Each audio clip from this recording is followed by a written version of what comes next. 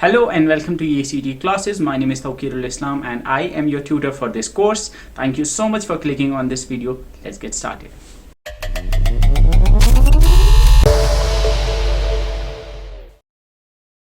इसके बाद एक मेमोरी यूनिट होता है। मेमोरी यूनिट के लिए हम अलग लेक्चर देखेंगे, लेकिन फॉर द मीन टाइम आप याद रखो कि मेमोरी यूनिट का काम होता है डेटा को स्टोर रखना। और मेमोरी यूनिट में दो टाइप की मेमोरीज होती है, एक होती है प्राइमरी मेमोरी, दूसरी होती है सेकेंडरी मेमोरी। प्राइमरी मेमोरी का काम होता है ये वो डेटा स्टोर करती है जिसके ऊपर अभी काम हो रहा है, जो करंटली एग्जीक्यूटिंग प्रोग्राम्स होते हैं, जो सॉफ्टवेयर आप अभी यूज कर रहे हो ना, तो जो सॉफ्टवेयर अभी यूज कर रहे हो उसमें जो डेटा आपने यहां से दिया वो या जनरेट हुआ वो सारा रहता है आपकी रैम में, या इनपुट जो आप देते हो वो रैम में रहता है। तो रैम जो है वो प्राइमरी मेमोरी में आती है और उसमें स्टोर रहता है वो वाला डेटा जो जो अभी एग्जीक्यूट हो रहा है, जिसके ऊपर अभी प्रोसेसिंग हो रही है।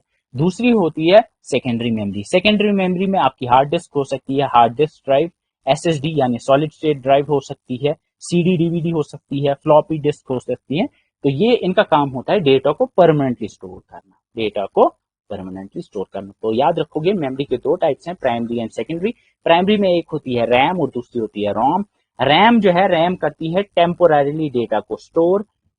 जब तक लाइट रहेगी तब तक इसमें जो डेटा होगा वो सेव रहेगा, लाइट चली जाएगी तो डेटा डिलीट हो जाएगा। अब प्राइमरी मेमोरी को प्राइमरी मेमोरी क्यों कहते हैं, इसके पीछे का रीजन ये है कि जो सीपीयू है वो डायरेक्टली प्राइमरी मेमोरी के साथ ही कनेक्टेड होता है, वहीं से वो डेटा लाता है, वो सेकेंडरी मेमोरी से डायरेक्टली डेटा नहीं ला सकता।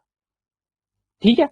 अब प्राइमरी मेमोरी में और एक मेमोरी आती है जिसको हम रोम कहते हैं, that is read only memory, जो एक चिप होती है। जैसे रैम की चिप होती है वैसे रोम की भी एक चिप होती है। लेकिन रोम जो है, रोम को हम रीड ओनली कहते हैं क्योंकि उसमें कुछ डेटा होता है। याद रखो, उसको रीड ओनली मेमोरी क्यों कहते हैं, क्योंकि इसमें कुछ डेटा होता है जो कभी चेंज नहीं होता, जो कभी राइट नहीं होता, जो बस रीड होता है। याद रखो आपकी, जब कंप्यूटर को मैन्युफैक्चर किया जाता है तो कुछ डेटा होता है जो कंप्यूटर को खुद यूज करना पड़ता है, जो कंप्यूटर को चलाने के लिए, कंप्यूटर को चलने के लिए खुद ही जरूरत पड़ती है उसको। तो वो उसमें पहले ही एक रोम चिप में वो फीड कर देते हैं।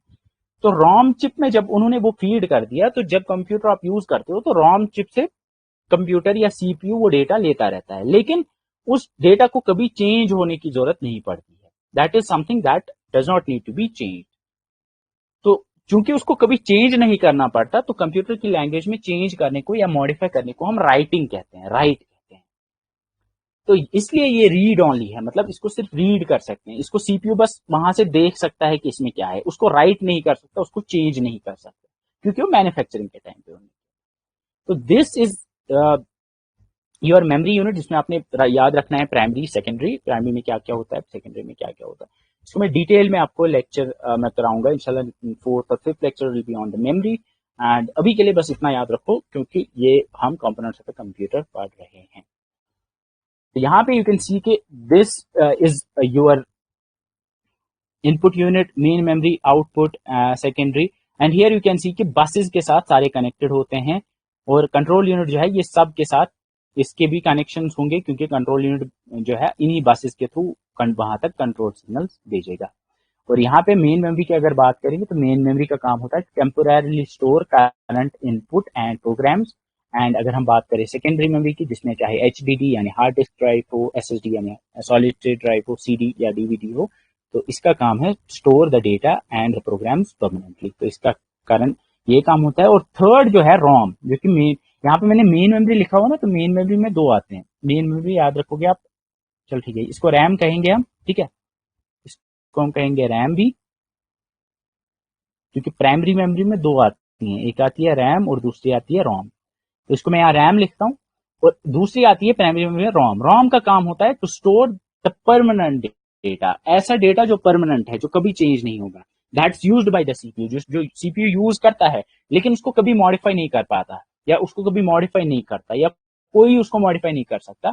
And that's loaded into it at the time of manufacturing. जो डेटा रॉम में होता है वो उसमें तब डाला जाता है जब ये मैन्युफैक्चर किया जाता है, ये कंप्यूटर। ठीक है, आई होप ये चीज आपको समझ आ रही है। तो अगर आप यहां देखोगे तो चाहे सेकेंडरी मेमोरी हो या चाहे रोम हो, दोनों में डेटा जो है वो हमेशा परमानेंटली सेव रहता है, लेकिन रैम में डेटा जो है वो परमानेंटली सेव नहीं रहता है। ठीक है, ये चीज समझ आ गई आपको। यहाँ पे कंफ्यूजन हो सकती है क्योंकि एक टर्मिनोलॉजी आप देखोगे बहुत जगह पे सेकेंडरी स्टोरेज को रॉम कहते हैं, but ROM is not secondary storage. क्योंकि मोबाइल फोन के बारे में जब देखते हो ना तो कहते हैं रैम कितनी है, तो कहते हैं 4 GB। रॉम कितनी है, कहते हैं 32 GB, 64 GB। रॉम 64 GB की नहीं होती है, रॉम आपके लैपटॉप में बहुत कम होती है, कुछ केबीज में होगी, कुछ एमबीज में होगी। तो उसको हम कहेंगे, जो आप कहते हो ना रैम 4 GB है, वो रॉम 64, वो रॉम 64 नहीं होती, सेकेंडरी स्टोरेज होती है 64 GB की। I hope this is clear to you now.